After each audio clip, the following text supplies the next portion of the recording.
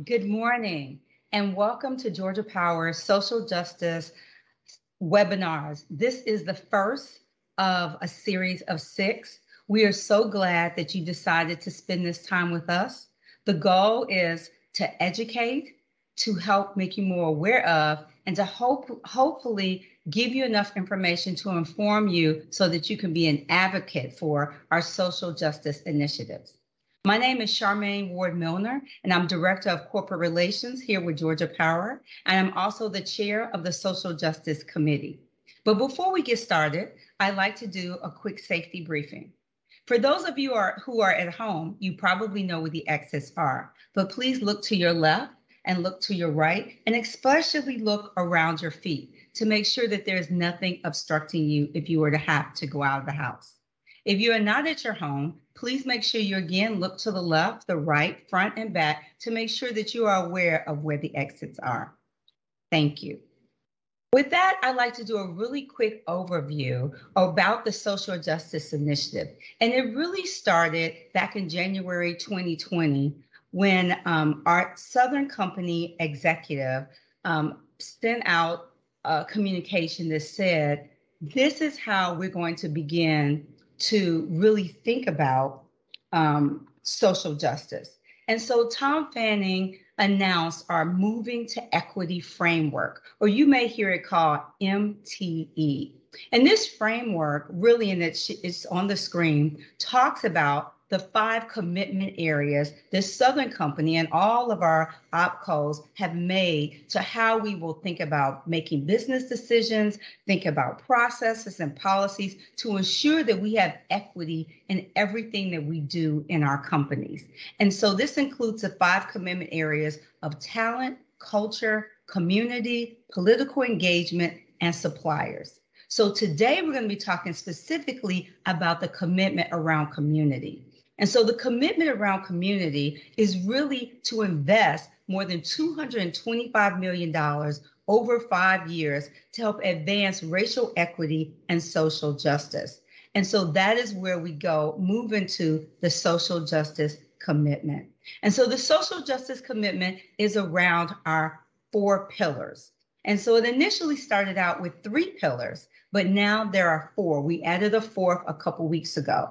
Those 4 pillars are education equity, criminal justice equity, economic empowerment, and energy justice. And you can see beneath each of those pillars the tenets and the focus areas. So the one thing that I want you to know is that we were very intentional and very specific about the focus areas that are underneath each of these pillars, and even about the pillars themselves. A lot of work went into determining where are the biggest gaps, where are the biggest challenges, where can we as Georgia Power or Southern Company make the biggest difference? And that's how we landed on these 4 pillars. And so when you look at these 4 pillars, we want you to think about whether it's engagement, whether it's volunteering, whether it's thinking about organizations that are social justice focused or organizations that have social justice focused initiatives, how they might align with our social justice pillars. The other thing that we committed was to employ mentors. So for Southern Company, it's 5,000 employee mentors annually. And for Georgia Power, it's 250 employee mentors annually. So let's look at the investment that we have committed to now that we know what the areas are. So we committed to, I told you, $225 million from a Southern Company perspective. But what does that mean to Georgia Power? Well, it's $87 million over 5 years and $18 million per year. And you can see under the annual and the 5-year goals how each of the pillars is broken down in terms of the allocated dollars. And then you can also see the 250 employee mentors that I talked about. So we are really excited about this commitment, about being able to make a significant difference in Black communities and other communities of color, because we know that this type of not just financial investment, but also investment of our employee volunteers can change the trajectory of some of these communities. And so with that, no one can talk better about our commitment from Georgia Power to social justice than our own president and CEO, Chris Womack. So let's see a video from Chris Womack as he talks about it. At Georgia Power, we believe it's our responsibility to be an active champion of the communities we serve. That's why we're excited to stand with our communities to tackle systemic equity issues across our state.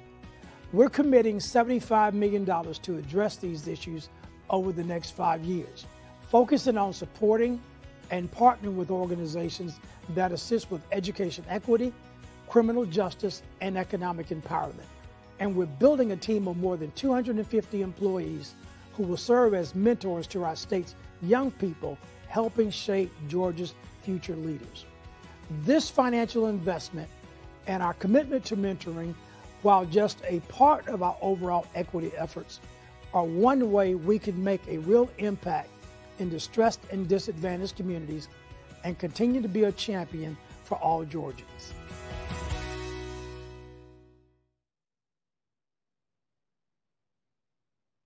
So thank you so much, Chris, for those great, insightful words. And I know that many of you have probably seen that video before, but I thought it was important to play it again to really set the stage for this webinar. And with that, I want to get started with the webinar and introduce you to our, I want to say, amazing and awesome moderator, which is Joseph Lillyblad, who is the Manager of Education and Workforce Development. I also want to say thank you to the great panelists who've agreed to share their insights with us today. Take it away, Joseph. Great. Thank you so much, Charmaine. And I'm very excited to be here to be part of this dialogue and this discussion. As Charmaine said, my name is Joseph Lillyblad, and I lead the education and workforce development efforts here at Georgia Power. My team and my organization sits within the Community and Economic Development Organization, so we have a great ability to engage at a statewide level. And we're having a really integral piece in tying together this education equity work into the work that we're doing and supporting for the social justice efforts here at Georgia Power. So I'm excited to be part of the conversation. So again, Charmaine, thank you for inviting me. Did want to spend a little bit of time to kind of talk at a little bit more depth around the education equity pillar and what does that specifically mean. When we look at education equity, we want to be ensuring that we're looking at the entire continuum of education and how we can support at all levels.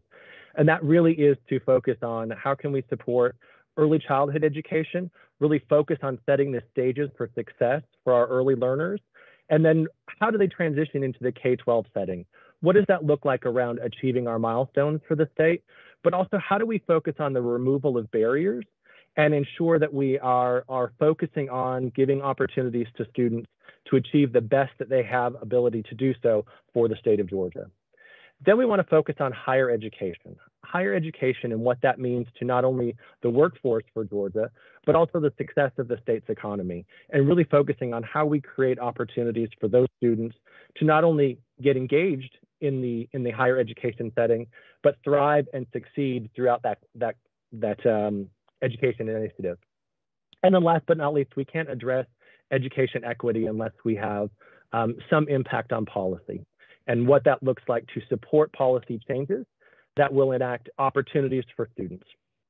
So as we thought through the dialogue, we have our subject matter experts to bring their perspectives in each of those four categories and really help to tie this work together and answer a couple of questions for you. One, we want to define what education equity looks like. We also want to talk through why it is a challenge to achieve education equity, and then also how does education equity connect to our business. That's one of the things, as the audience here being Georgia Power employees, how does this connect to the work that we do at Georgia Power, and what are the outcomes? The dialogue today will help answer some of those questions. I do want to set some of the stages before we jump into the conversation and give kind of a very basic or simplistic definition of equity, education equity. And that really means that each student receives what they need, meaning every student in the state of Georgia receives what they need to be successful, what they need to do to develop to their full academic and social potential. Now, we'll hear a variety of examples of how that's being done over the course of our dialogue today, but wanted to just kind of set the stages for that. Why is it challenging? A lot of the conversation we're going to have is talking about the challenges and what Georgia can do to be successful in this space. And then ultimately, I want to close out our conversation around why it is important and why we connect this work to the work that Georgia Power does. So that's how we'll wrap through the conversation. As we go through the dialogue today, I want to kind of start through that continuum, and we'll start with our early childhood section. I do want to introduce our 4 panelists just so everyone has an understanding of who they are, and go through a quick introduction. We're not going to go through a full bio review or anything like that, but we want to just give some perspective around who each of these individuals are to the dialogue today. So joining us, we've got Justine Boyd. She's the Regional Development Director for the United Negro College Fund in the Atlanta region. Also have Forrest Harper, President and CEO of Inroads Incorporated. Stephanie Johnson, the Deputy Superintendent for School Improvement with the Georgia Department of Education. Dana Rickman, the President of the Georgia Partnership for Excellence in Education. And Blythe Robinson, President and CEO of Sheltering Arms, Early Education and Family Centers in Atlanta. So welcome to our panelists, and I look forward to our dialogue this morning. So as we get started, Blythe, I'll bring you first to the table, and as we want to start talking about the early childhood sector of education equity, let's kind of go with a very baseline conversation, starting there. Preparing children to start their learning journey is imperative to student success. Talk with us more about the importance of early education and really how that affects child's development. Well, first, let me say hello and thank you for inviting me to be a part of this conversation. And I think this is really important as we talk about education and having early childhood as part of the conversation about education. Years ago, it was left out of the conversation. And so it's so great to be a part of it here today. And so, you know, when I think about why early childhood education, it really is the foundation. And what we know and what we've learned is that so much is happening with a child's brain in these first 5 years of life. And so at Sheltering Arms, we work with children 6 weeks to 5 years old to really get them ready for kindergarten and beyond, for school success and future success in life. And we know that the connections that are made in those early, very early years around language and literacy and social emotional development are really setting our children up for academic success later in life. Absolutely. And so if we don't focus on that, what is the harm potentially there for those students? Yeah, so, you know, children show up to kindergarten behind their peers, and catching up is difficult to do sometimes. You know, for years we talked about achievement gaps, and when that starts, it doesn't start in 5th and 6th grade. It started well before that. And so we want to make sure that children have the foundational skills so that they're not behind when they reach that point. And we also know that, you know, high quality early childhood education really leads to higher graduation rates. You can look at studies around employment later in life and the amount of income one can make over his or her life, and reduction in things like criminal behavior and activity. And so starting very early, there are so many studies that show that early on really impacts and affects later on. So, right, invest early, save later. It's true for early childhood education as well. Absolutely. Setting the milestones and setting the base work for success in the future. You made reference to early childhood now kind of being part of the conversation. I do want to kind of point out that in 1995, Georgia actually became the first state to provide universal pre-K or pre-kindergarten programs. Since that, it's actually been nationally recognized. But that's 1995 and 2021. That's a big window of time. What do you think is causing or bringing so much more attention now to early childhood education? And how can we keep that conversation going for years to come? Yeah, so Georgia is, I think about early childhood conversations that I'm in across the country, and, we are always acknowledged for the great pre-K program really being trailblazers and universal pre-K for all of our 4-year-olds and whoever wants it, right? Free of charge, which is huge because, again, that shows that we value what happens before what was traditionally K-12, right? That something is happening before children turn 5 years old. And so I think that being the trailblazers around pre-K and acknowledging the investments needed for that to be available for families is so crucial. And I think, again, over the years, just more and more information has come out about what is truly happening. This is not daycare. This is not children just sitting around and doing nothing. The conversations that are happening, the prints, right, that children are starting to see, the interactions that children are having, all of those things are helping to develop children's brains. And I think that the attention paid on that's being paid on early childhood education is really speaking to our education continuum, right? Because for years we're trying to figure out, well, how could we remedy some things? And if we just think back, and it's really the way we think about most things in life, like, gosh, if we just started a little bit earlier, or a little bit earlier, then we might see what that impact really can be. And so I think as we look at our investments and how we spend dollars to really fix something later on instead of investing to get it right in the beginning, I think those are the conversations that are really sparking the enhanced or increased attention to early childhood education. So with that increased interest, how can Georgia Power employees support early education? We talk about the financial investment, but it's more than just financial. Talk through how Georgia Power employees could connect to that work. Yeah, so, as I started out this conversation, I think, including early childhood education in the education conversations is very important. That this is part of the education continuum. It starts here. So always recognizing and acknowledging that when we're talking about education, I think everyone plays a part in that. I think the advocacy around the importance of this time period in a child's life is also very critical, and we need your team members and everyone really to be advocating for the importance of this.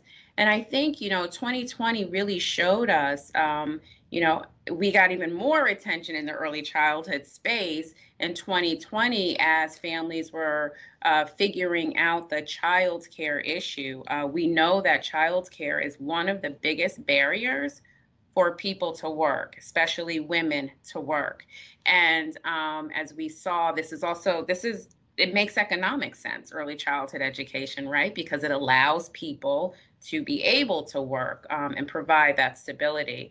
And so I think all of the advocacy, all of the knowledge, all of the understanding, we need all of the voices to really stress the importance of this time period, these early years for the child's development, but also it makes economic sense for a family and our community. Absolutely. You're already answering all the questions we wanted to tackle, so I appreciate that. Blythe, thank you so much for your insights, and we will circle back with you shortly to gain more of those. Thank you. So I'm going to transition, Stephanie. I'm going to put you on the hot seat next. So bear with me as we go through this. So you're the Deputy Superintendent of School Improvement. Yes. Talk with us about how the Department of Education School Improvement Initiative, what those look like, and how they're taking equity as part of that strategy and working through equity as part of the educational strategy. Okay, thank you. And first, let me just say thank you for the opportunity to serve on the panel today. I'm always excited to talk about my work both at Georgia Department of Ed and during my time in school districts and transforming schools and closing gaps and making things happen for children across this state. So thank you very much. So when we talk about school improvement, I'll tell everyone exactly what I do. So I'm the Deputy Superintendent, Dr. Stephanie Johnson, and I lead school improvement. And in our department, we lead all 4 tiers of schools. If you're in a tier 1, it means that you have no federal identification stating, for example, that you are in a bottom 5%, bottom 10% in the state of Georgia. If you are in tiers 2, 3, and 4, it means that you have received a federal identification, which basically moves you into a laser-like focus around equity, because it is going to be a laser-like focus saying you have a subgroup, you have someone who is not performing at the rate of his peers across the state of Georgia, and this district, this school needs to pay more attention. So we do lead tiered and tailored support for tiers 2 through 4, and upon request for tiers 1, which is, the districts that don't have a federally identified group. However, there may be gaps that you may have in which you need support. So how do we do this? We're also, we lead alternative school settings for the state of Georgia. So it doesn't matter what your alternative school is, whether your children are there because of behavior, or because they need to catch up, or because the timing of regular school day doesn't work. We lead all alternative school settings, specifically those that are federally identified as well. And then we lead professional development for the state. So as you see, we are School and District Effectiveness. That is the name of our department. So we are everywhere across the state. So the way that we go in and we do this is we have a system that we call the whole child. And the whole child system really is how we evaluate how a district or a school is serving each child. Not all. When you get those reports and you look at numbers and you see an all category and you're like, oh, this school is doing just fine. We go in and we break that down, and we go down to the individual student, and we say exactly well, let's see how the students are performing on academic achievement. Of course, that is a key factor. How are they learning in relation to others? But we also go in to say, well, how is the school and district supporting professional capacity? How are they building the teachers, the leaders, the support systems in this group in this school or this district, so that they can serve each child, without the whole child effect of it's all, but down to the individual need of the student. And then we go in and we measure around effective leadership. And we build qualities for effective leadership, and that's a large component of our work. And the big piece is the social emotional environment. That is really important, that we support the needs of each child, because I'm going to tell you, when you look and you see the gaps, it always comes down to, and if any of you read my Mission Possible work from the work we did after the Atlanta scandal over at Maynard Jackson, you will see how we brought the community together, which I was so excited to be a part of this, because I'm like, they can help. Everybody on this call today, you can help. You go into your school, and it doesn't take a whole lot. Now that school is huge, but it started with 20 families that said, we want this community to look just like it would at a major private school, at a North Atlanta, at a Grady, where would I want my own child to be seated here? What do we want this school to look like, even though it is the lowest performing school in Georgia, and who needs to come along? Which meant, so the family, we set that up. We set that up by going out and finding partners just like you. And now we replicate this, you know the whole story. Now everybody wants to get into that school. Everybody's children are there. They're getting turned away because of the capacity. But we made that happen through partnerships. So I know with you sitting in the audience today, a key piece is, well, how do I donate my time? How do I donate my efforts in a way that I know will have impact? Well, in our school improvement model, that's exactly what we do. Because, of course, everything that we do is not free, of course. It does take a lot of support, because we go where children, and, I know that we'll get into some parental things later, but we go where parents don't always, let me tell you this, they're going to always love their children. They're going to always send you the best that they have, but they don't know how. They don't always know how to get them to the highest level possible. And that's what we do. We close those gaps. And that is our, the major part of our work through this entire needs assessment. We lay it out. We don't sugarcoat with our superintendents, with our principals. We tell you exactly where your gaps lie. We tell you exactly what your next strategies will be. And then here are the big parts. We give you money. We give you direct support.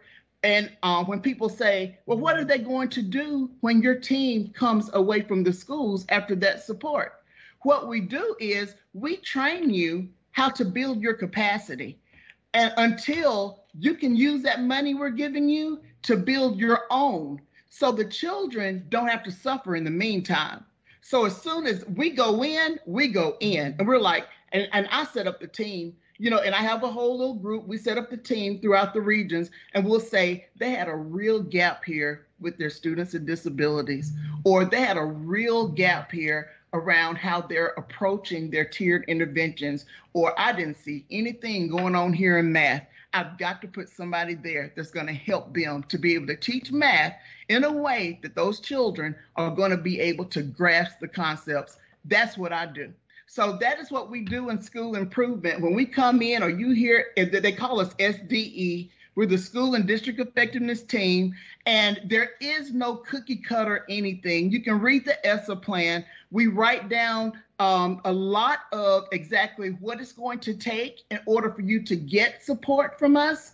But what I can't tell you is, like, if you call me, you tell me everything going on, I know exactly how to create an opportunity for your school or your district to rise and achieve. But I don't believe that any level of school improvement comes with just a cookie cutter approach where everybody gets the same thing. Because in serving every district in this state, I see that many of our districts, they need different things. They need all of the same thing, of the whole child, but in different doses.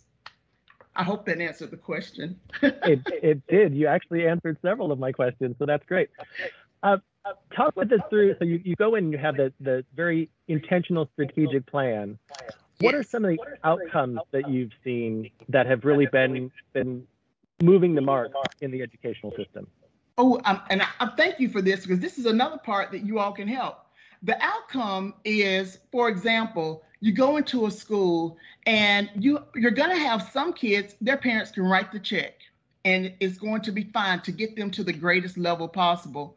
But the more partnerships that you have, and that we can set a priority. And let me take you back to Maynard Jackson, because I know when I speak at, like, being on there with the 9 schools, it used to be 9 schools. I think they may have closed 1 or 2 since I've made it over to the State Department now, the elementary schools. But let's say that you have a school where children want to study foreign world languages and they want to travel, or that you want to accelerate every opportunity for students. And I know when we first went in, they had no honors. Everything was like regular. So you didn't have honors, you didn't have IB, you didn't have AP courses. So what you do is you say, you get with your community, you write down and you say, what do you want for your children? And then you talk internally to the staff. And as you're working to build their capacity to be able to serve in this way, you find out the kind of work environment that they want as well. And you talk to those parents and you say, you're going to be here much longer than I am. You own property here. What do you want to happen in this community? And then you put all of this, and we call that appreciative inquiry, where you put all of this into a plan. And you get that plan and you create your strategy and you write your priorities. And you get those priorities out to the community and you say, these are going to be our strategies. And these are the resources that we're going to need. And we have this amount of local funds, and we have this amount of state funds, and we have this amount of government funds that are coming in. I mean, I want to tell you, we just gave out over $4 billion here in Georgia to just schools, and it's still not enough to do everything that we need to do to close every gap within the schools that we're serving, right? And then once you do that, as a former high school principal, then you pull in your elementary, you pull in your middle, you pull in your pre-Ks, and you pull in your universities. We call that the P20 system, which is served, of course, by my department as well, and where we look to say, where are they going to be at every level? What do we want to happen? So then, like, for example, with us, like, so you partner with Growing Readers because we want to make sure that children are on grade level, and there are some others too. Emily Rubin, we have partnered with so many different groups, but particularly in our funds right now is Growing Readers and the L4 grant, which is millions of dollars to say children will read, those types of things. Then we pull in additional partnerships with our Georgia Reeses. And those are the Georgia Reeses. There are 16 across the state of Georgia that serve all of our districts. And we're like, we need for you to work to build professional capacity of the teachers and the leaders in our school. And then we also partner with the Governor's Leadership Academy with Stacey Lutz. There's the executive director, who's fabulous, by the way.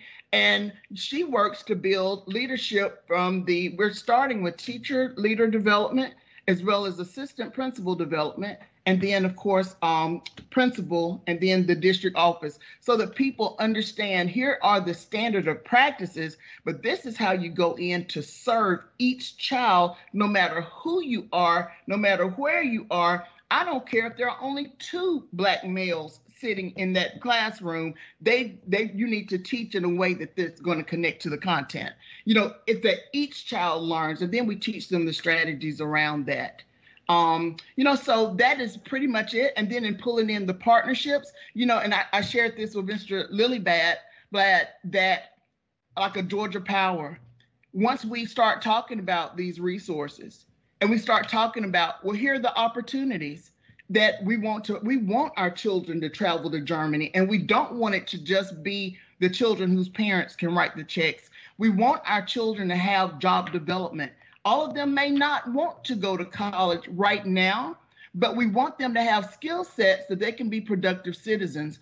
What can you do for us? Is there a way for them to have time that we can set up like a period or 2 periods of a day or half a day? And is there something that we can also provide in the community so that their parents who have not had skills at this point, something where they can also get some training or paid training or opportunities to enter the workforce, so that they can feel good about themselves. Those are the type things that I think make the largest difference is like, and then here's another piece. I'm talking a lot from the global aspect, but I think that there are people on the call today who may be like, well, how can I mentor one of these children? We've had that, and we've had great success with that over multiple companies, across the nation. But here's the big thing is that I do believe that each child deserves someone who's so crazy about them that they refuse to allow them to fail. That is like the way I still go into every school. And I think that when you decide you're going to be a mentor, they look to you to be that person because there's someone in their life that they love and loves them, but they don't know how to do that for them.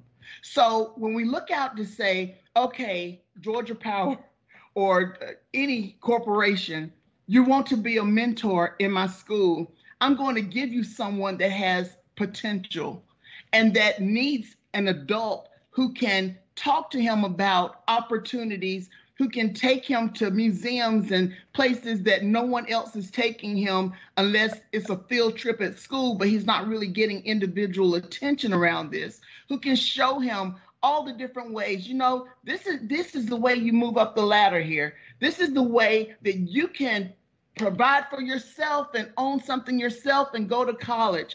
That's when I say a real mentor, that they never leave that child's life. There's never a cutoff point, is what I'm saying there. But anyway, that's definitely when I say that, building partnerships and how everyone can make a difference. And some of the things that I have seen, those are things that I have seen, and just so much success, and they still share those stories. It's definitely a team effort. Yeah. Yes. Thank you, Stephanie. We appreciate it. I'm going to turn the conversation over to Forrest, if we can. Talk a little bit about kind of, if you don't mind, share with us a little bit about Inroads for those who might not be familiar with Inroads. And what are the benefits to corporations who participate in the Inroads programs? Well, thank you. It's an honor to be with you today. And I really love how Charmaine has given us the platform around community. I already feel I'm a part of everybody on this call here, although I'm meeting you for the first time. This is a community of action, and I love it. So thank you, Ms. Johnson, for laying it out for us. First of all, Inroads is the nation's largest nonprofit focused on leadership and professional development. It was started in the March in Washington in 1963. And since then, we now have over 35,000 alumni that have come through the Inroads model. But this program is focused on three major areas in early development. And that is the pipeline development for the workforce. At the high school level, we focus on leadership development, exposure to different careers, and what used to be called the soft skills, we call them the power skills. They're not soft, they're power skills. And these power skills enable these students to do problem solving, how to work with people who have a difference with you, and you may not agree with them.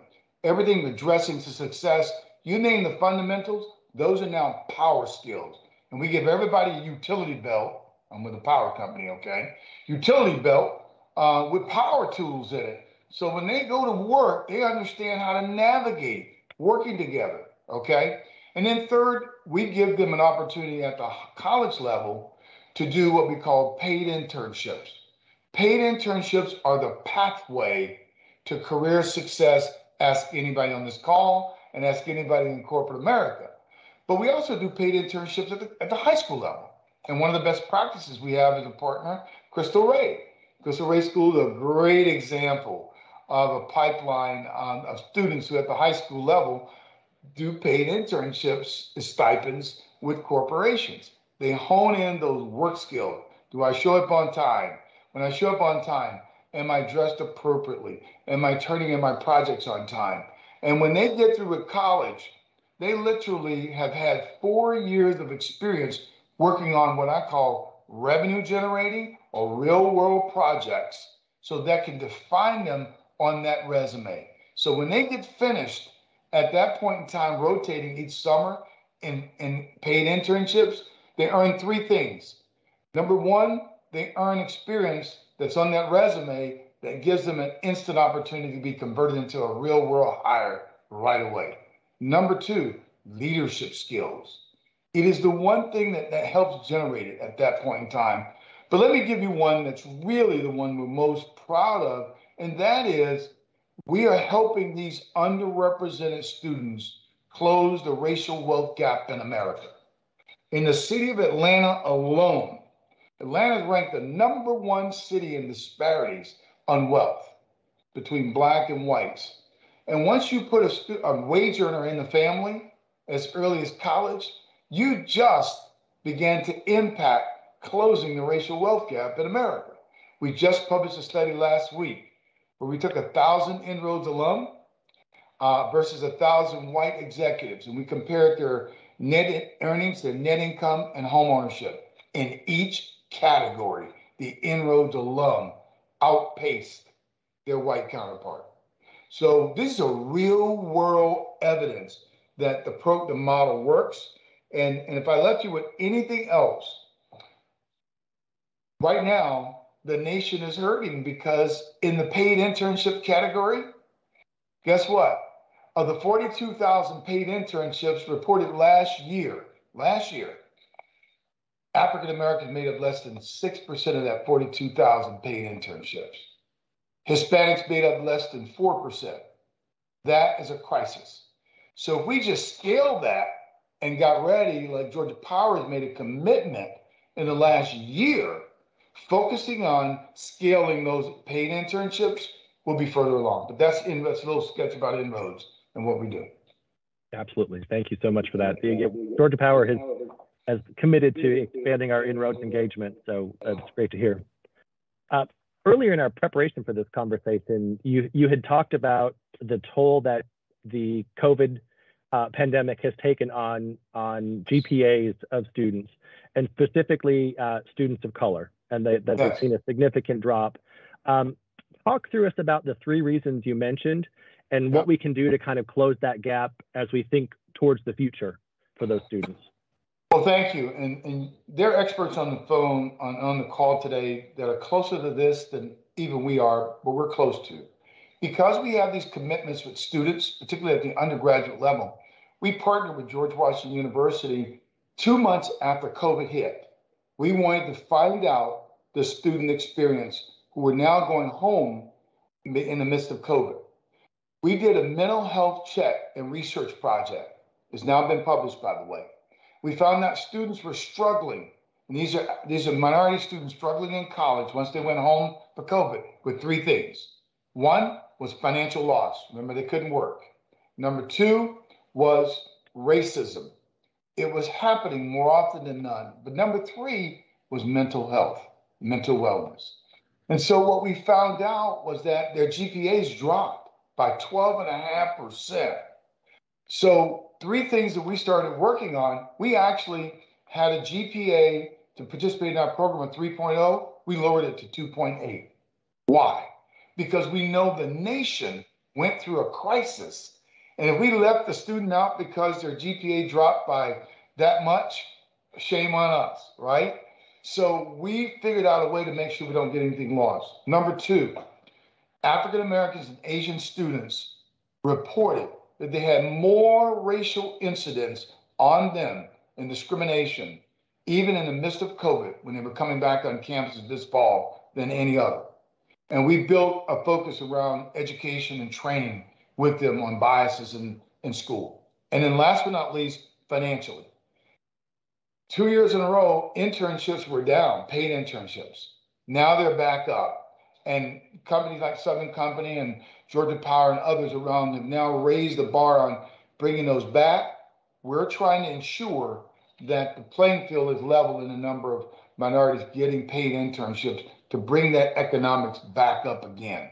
So those are the three things we have. And I just say to everybody, let's pay attention. Paid internships, college students are in the workforce too. Let's not forget them. They're going through the same thing. They're a microcosm of actually what adult workers are going through as well. So thank you, Joseph. Appreciate it. Excellent. Thank you so much. We'll stay on the post-secondary space a little bit, and we'll bring Justine into the conversation if you don't mind, Justine. Talk with us a little bit about the HBCU system, and then also the work that you do. We know that Georgia is home to 10 historically Black colleges and universities. What does that mean? Kind of help our audience understand what that means, and then the work you do with UNCF to support those HBCUs. Thank you so much, Joseph and Charmaine, and to Georgia Power and the Georgia Power family for hosting this very important seminar today, or this webinar. And we certainly appreciate the support that we have received from Georgia Power. Our HBCUs are historically Black colleges and universities, and they were founded shortly after the Civil War, because what we know is that African Americans were not able to attend college. And so these schools began mostly in the South. Actually, the first three were founded in the North, Cheney, Lincoln University, Wilberforce, and the first one founded here in Georgia was Atlanta University, now known as Clark Atlanta University. And these schools and universities was founded to educate African American students. We had at one point 131 HBCUs. Currently, today, we have 101. Of that 101, 37 of those are part of the UNCF family. So we have 37 schools that we support. And we support those through three different pillars. The first one is we provide general operating support to those schools. That is to help them with the administration, to help with bringing in the best educators, of course, their capacity building, whatever their needs are, we are there to help provide that general operating support. And secondly, we provide scholarships and transformational programs for students so that we can get them to and through college. Scholarships have been so important to our students. Most of our students are Pell Grant eligible. Many of them are the first in their families to attend college. So we have a very unique group of students who have a very unique set of needs. And our HBCUs are trained to assist them with overcoming some of their challenges. Not only do they provide them with the academic excellence they need to go into the workplace, but they also provide them with the nurturing. It's more of a home extension of home, if you will. They provide internships, mentorships, and they help them to overcome many of the racial challenges that they are faced with. So we have been around now. UNCF has been around for more than 77 years. In that time, we have raised more than $5 billion for our schools and our students. We impact 60,000 students annually, and we support students at over 1,100 colleges and universities. Many people think we only support students who attend our HBCUs, but we actually provide scholarships and internships and other programs for students throughout the United States at other historically Black colleges and universities and other colleges and universities all over. So we have made a great impact as it relates to African American higher education. We are, other than the federal government, we actually award more scholarships than any other entity, and that is to the tune of $100 million a year. Wow. So scholarships are a huge, huge component. Unfortunately, when we look at the data, one of the top reasons for students not completing their academic programs is financial hardship. Oftentimes, those financial hardships, from our perspective, are probably small amounts of money, but are huge barriers. When you think about the giving that you provide, what is the impact that even a small amount of scholarship dollar does for a student's success? Absolutely. A $5,000 UNCF scholarship to an African-American freshman increases their likelihood of graduating by 7%. So they are very, very important. For every 10 students that we are able to, for every one student that we award a scholarship, there are 9 students who we have to turn down. So even though we are giving out more than $100 million a year, it is simply still not enough to provide the adequate funding for our students. Excellent. So there's a perfect opportunity. We can get more money in the scholarship fund to ensure students have that success, that, to be able to have that quantifiable measure to show that scholarship does make that level of impact is important. Talk to us about why the equity in education is so important to career pathways for student success. Yes, well, as we know, education is the greatest equalizer. And so it is our responsibility to prepare these students for their careers. And we want to make sure that once they leave college, they have all of the skills that they need to be excellent employees. So when they get to Georgia Power, we want to make sure not only do they have that piece of paper, but they also have all of the other skills that they need. I think someone now called them power skills. So we're focusing in that area of making sure the students have all of that, because we don't want them to get to Georgia Power and though they have the piece of paper, they're not good in building teams. They don't have good communication skills and those kinds of things.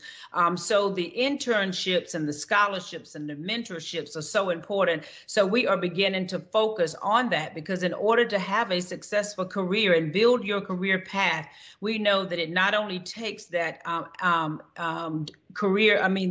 degree, but it takes those other skills as well. So we are focusing in a holistic way on the student from the moment they get to college until the moment they leave college. And we want them to not only get to and through college, we want them to get through college without a financial burden that they will carry for years and years in the future. So we are focusing on that and very proud of the work that we're doing. And so it is so awesome to live in Atlanta, where we have so many awesome partners who really understand this work and are there to support us. Great. Focusing on being able to create generational wealth and academic success all at the same time. That's great. Thank you so much, Justine. Thank you. So Dana, policy stuff. Let's jump into the policy stuff and how that impacts this entire ecosystem that we've talked about. So just start off by telling us a little bit about what the Georgia Partnership for Excellence in Education is, and kind of talk us through your organization's role in this space. Sure, and thank you, Joseph. And I want to join my fellow panelists in thanking Georgia Power for inviting me to participate in this important discussion and engage in this conversation. And also thanks for the support that Georgia Power provides to us, the partnership. The Georgia Partnership itself, we are a nonprofit, nonpartisan sort of research think tank that was formed back in 1992 by a partnership between the Georgia Chamber of Commerce and the Georgia Economic Developers Association.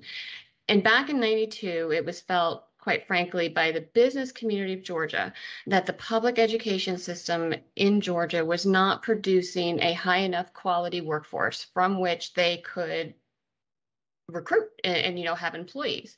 But the business leaders didn't feel that they didn't know how to engage and advocate. They didn't know how to partner. They didn't know what to ask for and all of these sorts of things. And so the Georgia Partnership was created to be that voice, to be that connector between the business community and the education community. And so we are, as I mentioned, an independent nonprofit, 501c3.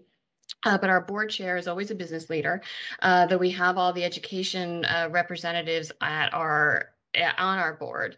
And we really look at the entire birth to work from little kids, prenatal, all the way through post-secondary completion and adult learners, about how do we engage and strengthen the workforce pipeline.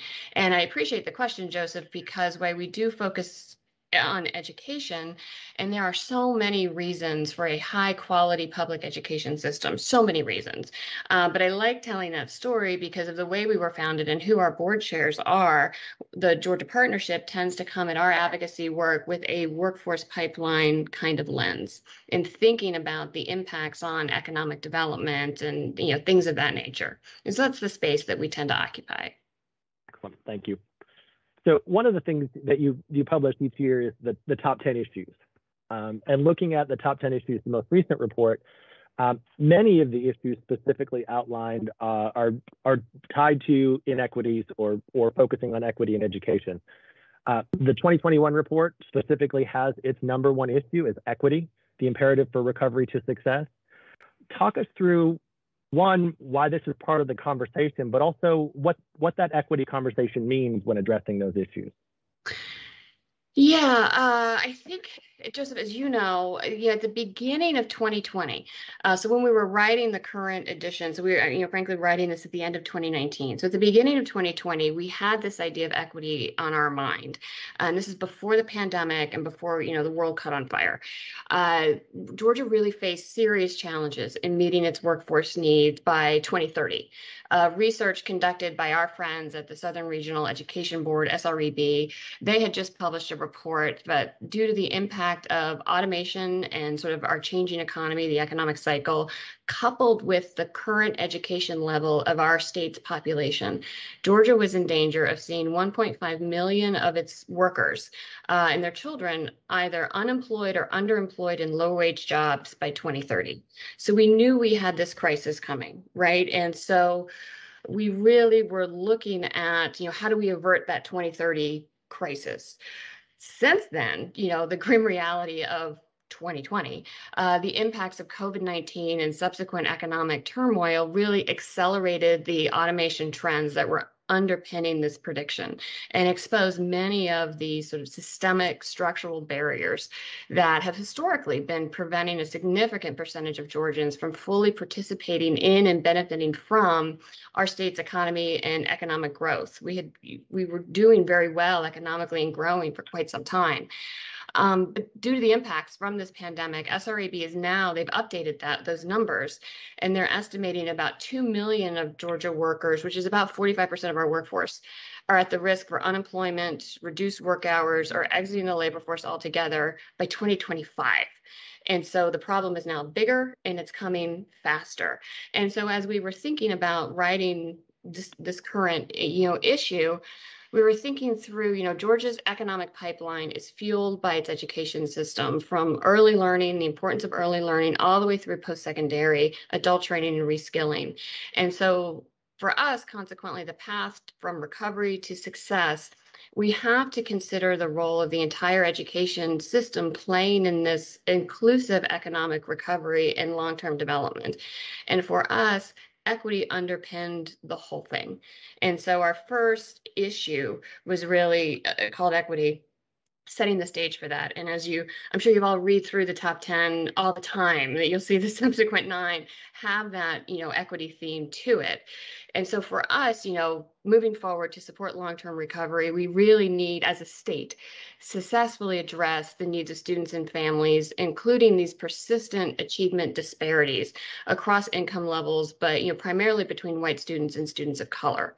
What we saw over the past 18 months, it's my belief that the pandemic really didn't cause any new problems, really. They exacerbated the inequalities that already existed, made them harder to address, made them more urgent, made them more visible. But, everything from the inequalities from home learning environments, availability of devices, quality teaching, learning opportunities.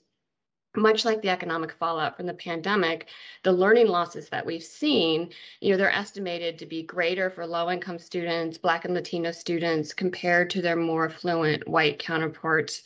So these cumulative and disproportionate impacts of the interrupted learning, increased stress on households, they're not likely to be temporary shocks to a system that are just going to be easily regained within one academic year of accelerated learning, right? That there's a strong probability that this is going to lead to some long-term harm for individuals and also communities and entire regions.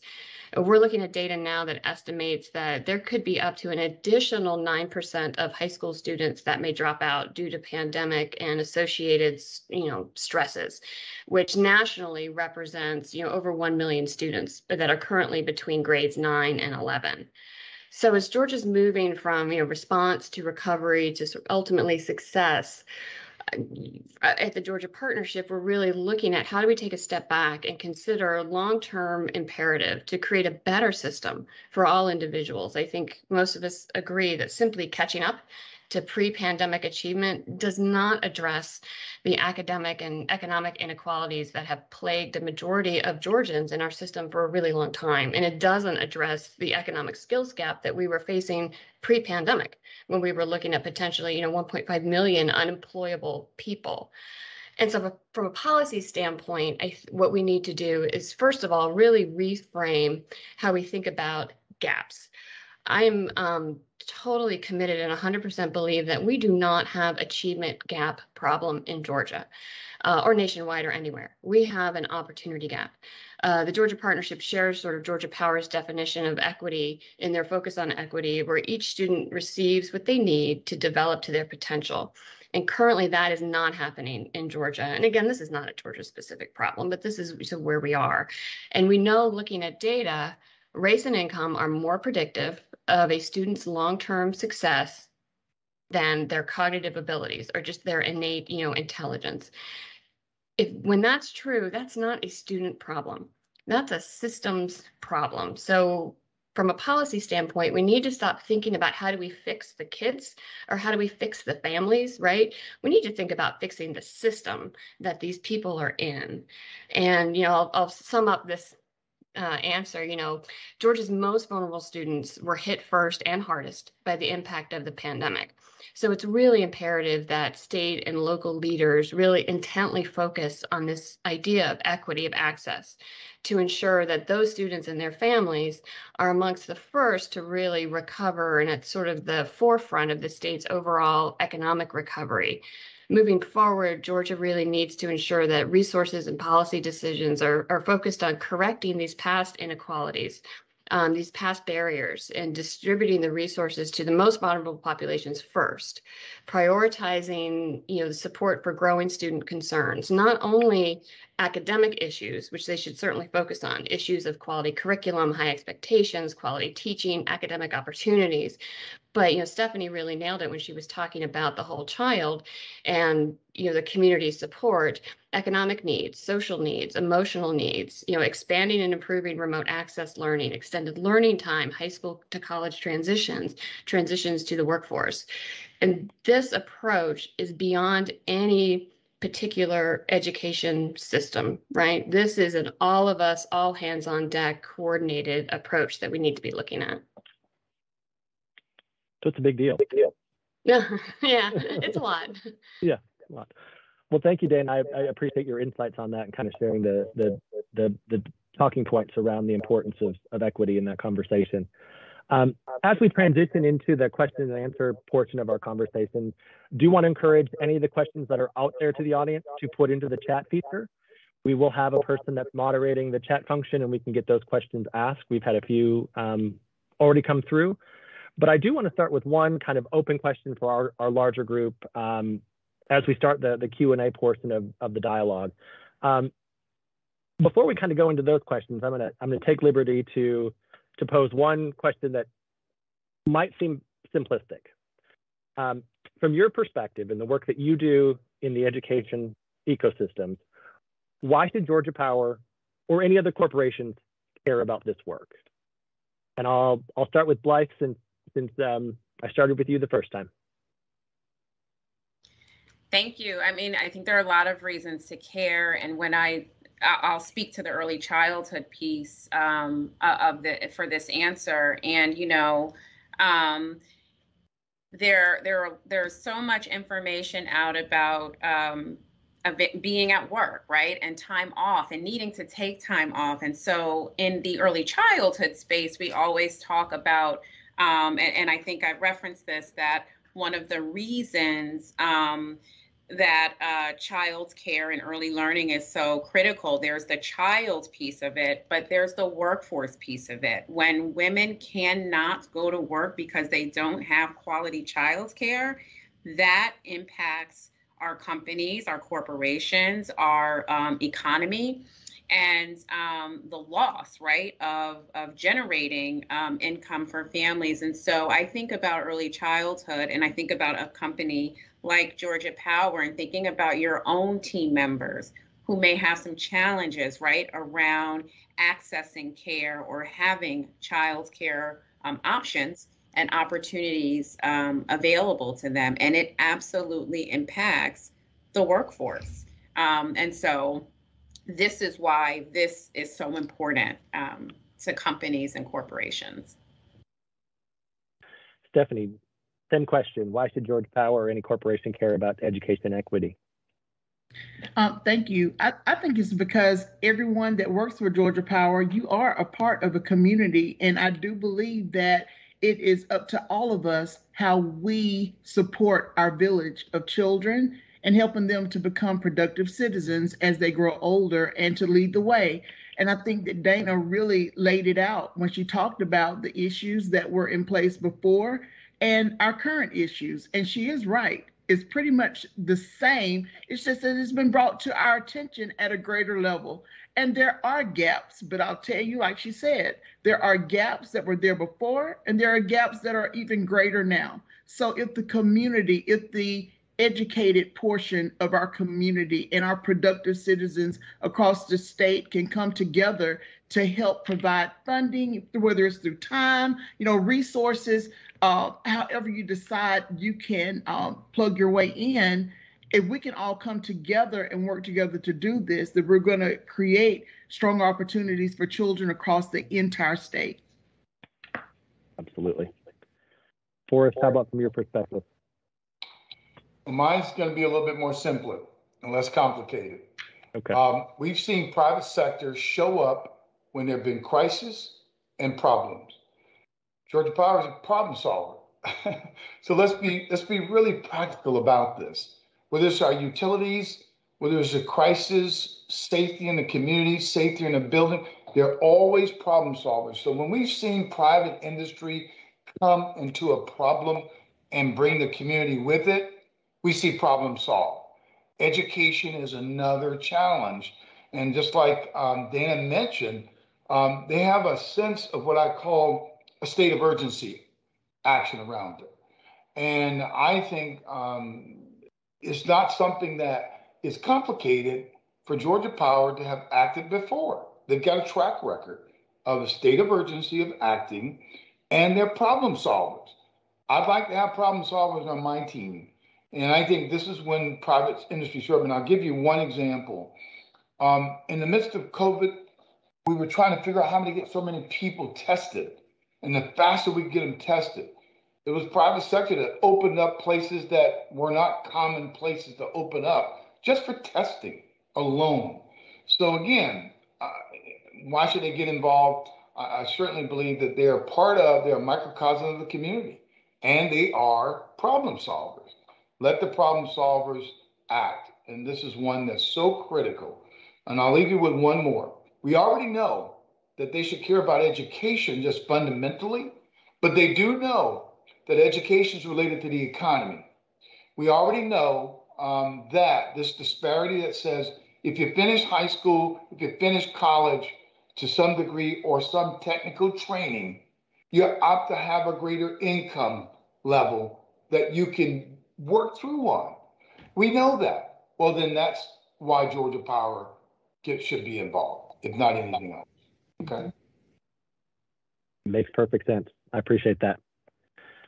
Justine, from your perspective, why should Georgia Power care about education equity? Absolutely. And I agree with what everyone else has said, but I also want to say that if Georgia Power and other companies are really serious about creating an inclusive and diverse workplace, then education has to be at the top of their list of priorities. So not only does education, it impacts everything. It impacts not only your economics, your employment, your healthcare, your housing, and it is the foundation for a fulfilled life. So I know that Georgia Power does care, as Mr. Harper has said, and they have been out there being change agents, and they are always at the very front of the line when there are social issues in the community. They always step up and are part of the solution. So I believe that they want an inclusive, diverse workplace. So I think that's why it should be important to them. Absolutely. And Dana, I'll leave the last words on this topic to you. Oh goodness, the problem going last is you just say ditto for one for everybody. But Joseph, as you and many on the call know, that we have a program at the partnership called the Economics of Education, which your team helped us with the redesign of our current 6th edition. But in that program, we really talk about how investing in education is actually a workforce development strategy. It's an economic development strategy. And as people have said, every member of the community benefits from a strong education system, whether you have kids in it or you're in it yourself or not. But in business language, it's called the talent pipeline, the result of which is a ready workforce. Without these assets, there's no economic development and the entire community is threatened. But beyond the economics of it, which is the real obvious, easy sort of answer, and that I think I agree, the education system is the key to our recovery. Both in Georgia and across the United States. But beyond that, you just think about the amount of divisive, really vitriolic rhetoric and sometimes behavior that we see now nationally and locally, that our country and our state, we're bitterly divided, in some cases violently divided, to a point where it's becoming, I think, difficult to really govern, and certainly govern in any kind of civil way. The amount of suffering caused by poverty, disenfranchisement, racial and social injustices, it's simply staggering. And education and educated citizenry, that's our key to the long-term solutions to what feels like these overwhelming problems that we have. And so a system that really ensures that all people have access to education and allows everybody for themselves to discern what is truth, how to engage in productive discourse, fully participate in the economy. That's what we need to move ourselves forward. Absolutely. Thank you for that. I appreciate each of you sharing your insights and thoughts on how we can support that work. I have a handful of questions here in the chat function, so I'll go through a few of them. The first one, I'm going to toss this over to Stephanie, if you don't mind. What, if any, is the correlation between Title I schools and the academic success in schools across the state? Okay, I think that what they're asking me is, want to make sure I have this right, if a school was receiving Title I funds, does that have any correlation to how they perform academically? Is that what the question really is asked? Okay. Yeah. So I want to tell you this. I can't tell you that it does, because we do have schools that receive Title I funds, and just about every single district in the state of Georgia receives Title I funds. I believe there may be 2. And that don't, and they are very high performers. The Title I, the funding is not what's going to be I guess I'll say the indicator of a school's performance. Is going to be how they are educating their children and how they are supporting the whole child. And we have seen schools that have multiple subgroups, low socioeconomic status, to rise to the top 10% of schools in this entire state. It happens all the time, and people are like, wow, what's happening? It's because they're utilizing their funds in a way that it is closing gaps, and it's helping to serve the needs of all the children, and the time is right, and the teachers are teaching well, and and they have their they're using their money for kids. And if you pull, there are about 13 different title funds there that we do distribute funds across the state of Georgia, in addition to your other local funds and grants. And I can't say there's any real correlation that you would say, that's just related to title. That's a great clarification. I appreciate the way you described that. I think that'll help folks greatly when we look at the school engagement and what that really means on that. Thank you. Justine, for you, I'll toss this one to you. I have a question specifically. How can someone donate time or resources to UNCF, HBCUs, or any of the organizations that are supported by you? Oh, absolutely. And we welcome all support. And so you can reach out to us at UNCF, and we can talk about the many opportunities that we have. You can actually reach out to the school itself. If there's a certain school that you want to work with, Spelman College, Morehouse College, Clark Atlanta University, the Interdenominational Theological Center, you can reach out to them directly to look at what volunteer opportunities they might have. I also encourage people to mentor the students, especially after COVID. And Mr. Harper mentioned that a lot of our students were really having emotional issues and dealing with having to go back home, not having the equipment they needed, having to adjust to online education.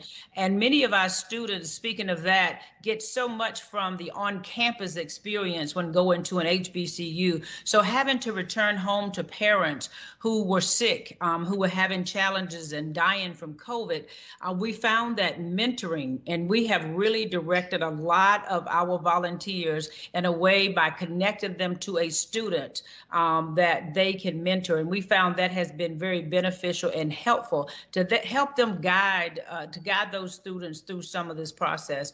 And so if you could just call us directly, we have a list of opportunities that you could work with, and we'd be happy to assist to connect you to the right student, the right school.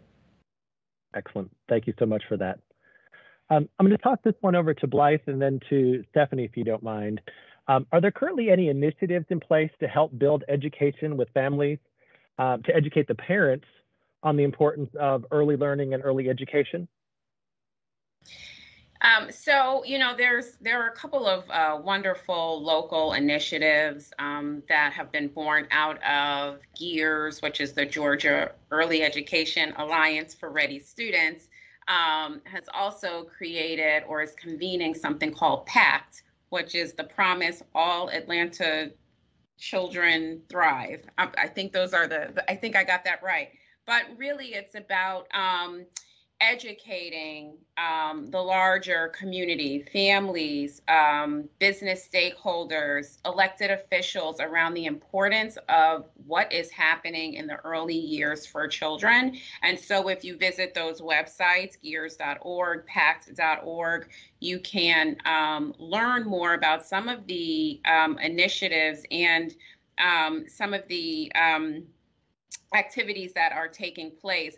There are ways to pledge, right, to ensure that children are getting what they need in the early years that we can all be a part of. And so your company or the groups that you may be involved with can take this pledge around supporting high quality early childhood education. And so those are some great resources that as a child care provider and the providers in the community, we love to have the support and partnership of Gears and PACT and organizations like that to really help us to communicate the messages. And then, of course, as you had mentioned, Georgia being on the leading edge of pre-K, you know, we are very fortunate to have a Department of Early Care and Learning for our state. Many states don't have that body for early childhood education. And again, we were really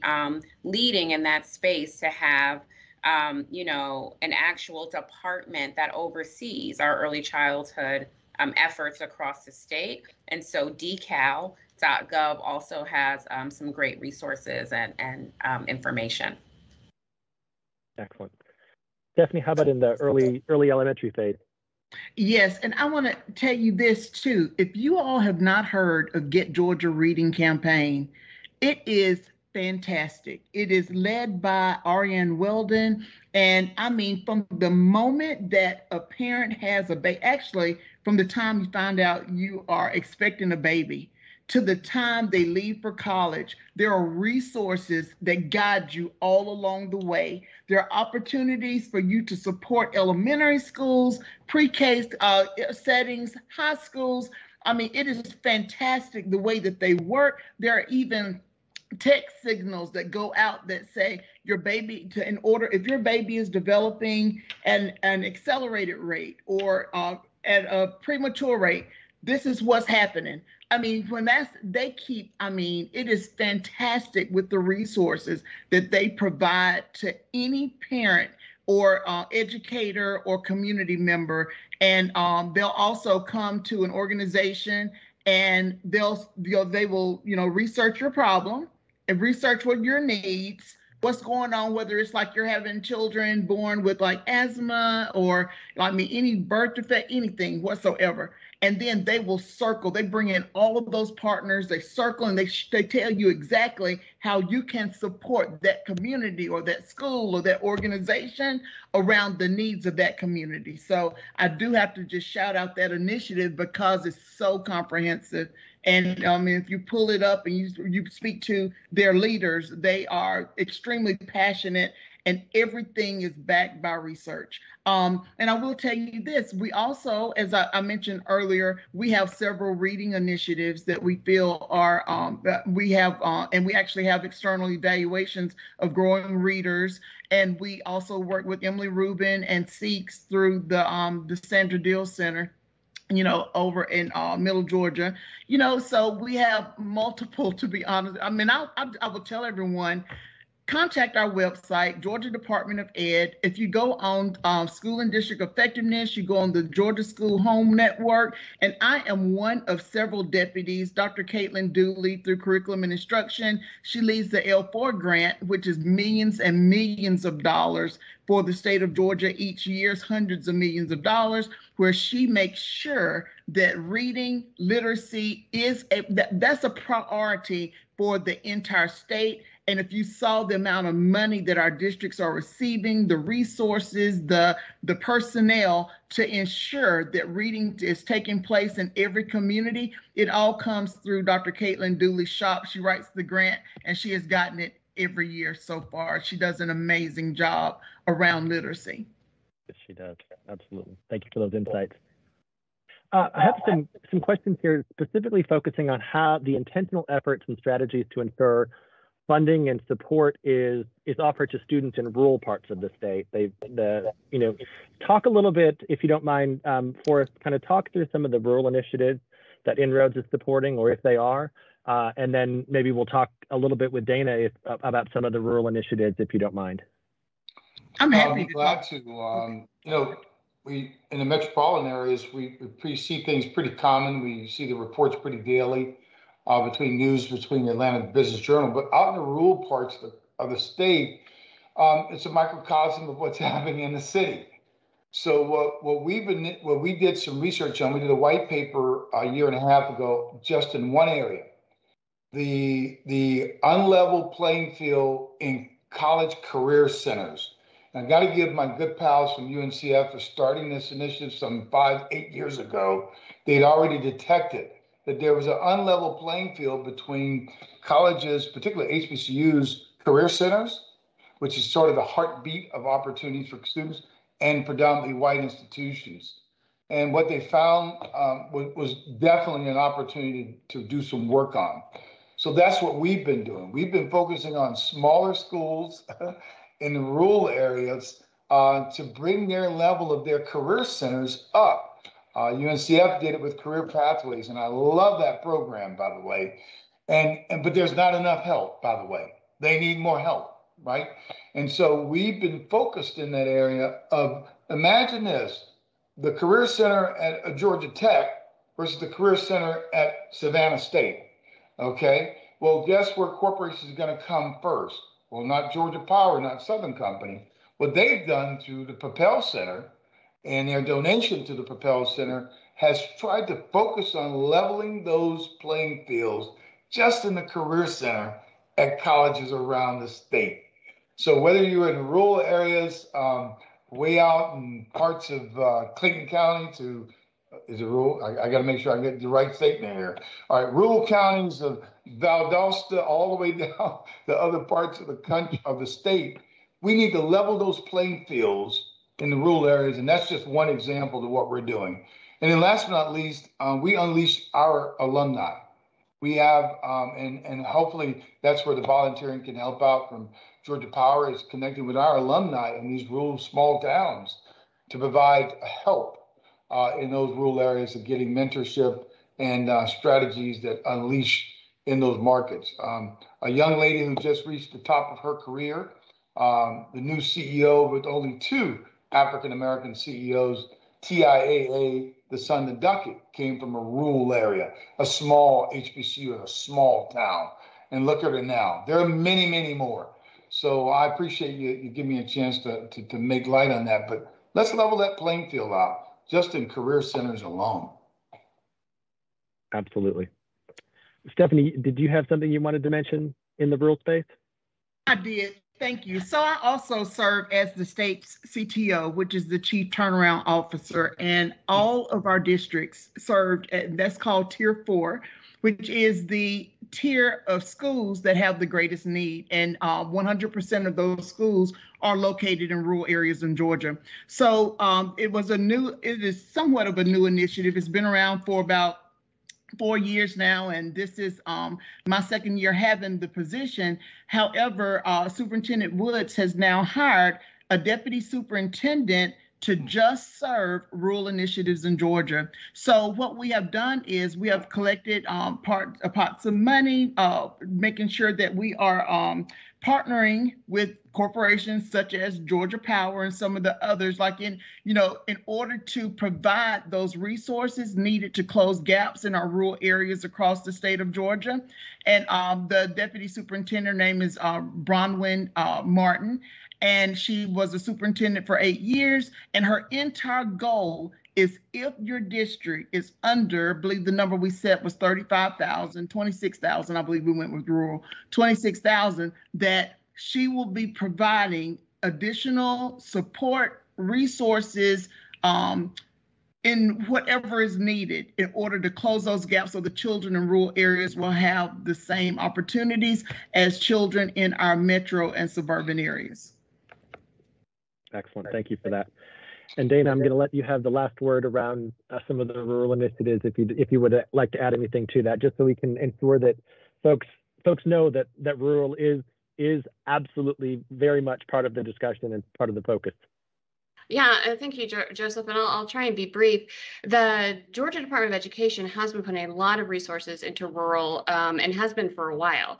The Georgia Foundation for Public Education has been doing innovation grants to rural. Rural has been a real priority of the governors as well, to really dispatch and engage rural. And as Stephanie mentioned, there's the new Office of Rural Education and Innovation. And so we're seeing a lot of attention raised up. One of the real challenges, though, for rural, what we see is that students in rural communities tend to graduate high school on state average, as likely as anybody else, if not slightly higher graduation rates, but they have a significantly lower take-up rate into transitioning into post-secondary. Once students graduate from high school in rural, we tend to lose them at alarmingly high rates. And so I saw a question in the chat about students that don't want to go into college, that there's a real opportunity. What we're talking about here is homegrown economic development, and what are those industries, and what are those partnerships between K-12 and really the technical college system of Georgia, because they've got such a reach throughout the state to really raise the educational attainment level of those living in rural, those who want to stay living in rural, and provide them with economic opportunities and the commensurate education that's needed to really start buoying these rural economies up. And so that's where a lot of the work needs to be done, and where we see a lot of disconnect. And I think a entity like Georgia Power could really be a significant convener and connector, thinking about those connections for the people who are living in rural, want to stay there and contribute to the economy. Absolutely. A great way to kind of wrap up the conversation around the rural piece of the puzzle here. So in interest of time, I want to go ahead and wrap up our conversation. I truly would love to just thank you so much for your insights. Our panelists brought such great perspectives and such just depth of knowledge and depth of insight into these topics. And hopefully, if we go back to kind of what our challenge at hand was, answering a couple of those questions. Why is it a challenge to achieve education equity? Well, this dialogue is absolutely a personification of answering that question. It's tough work. It's difficult. But what we heard is that it's going to have to take the entire team. It's going to have to take the entire state to put the time, the effort, and the resources into removing those barriers for students. And then ultimately, how does this education work? Education actually connect back to Georgia Power as a business? I think we saw resounding education success and student success is the state's success. And when we look at that, it's a thriving workforce and it's thriving communities. And those are two imperatives that are going to continue to drive success for the state of Georgia, continue to have it be the best state to do business, continue to have a thriving economic development energy around industries looking to come to Georgia, and provide well-paying, livable wage jobs for our Georgians. And so it's education's responsibility to make sure we lift those students up, remove those barriers, and anything that Georgia Power can do to promote that equity component is going to be good for our business, but it's also the right thing to do. So I want to, just continue to reinforce that work and continue to reinforce the importance of why Georgia Power is engaged in this space. Again, to my panelists, thank each and every one of you. I truly appreciate the insights and your thoughts. I'm sure there's going to be more questions as they come through. We will try to get those questions over to you so you can share your insights on a much more frequent basis. That's kind of a plug to kind of stay connected with us. So hopefully we can get that commitment. And I believe there's some additional insights that Monique would like to share about following webinar sessions that are coming in the social justice space. So I will turn the floor back over to Monique. Thank you, Joseph. And thank you to all for attending the first of 6 social justice webinars. You will receive a brief survey of 5 questions shortly. It will take less than 2 minutes to respond, so please complete, as your feedback is important to us and will be considered for future webinars. As you can see on the screen, the next webinar will be held this Wednesday at 11:30. The conversation will focus on economic empowerment and will feature our very own Vicki Irwin Avery, General Manager of Supplier Sustainability and Equity along with a panel of community leaders. You don't want to miss it. Thank you for attending. Have a great day.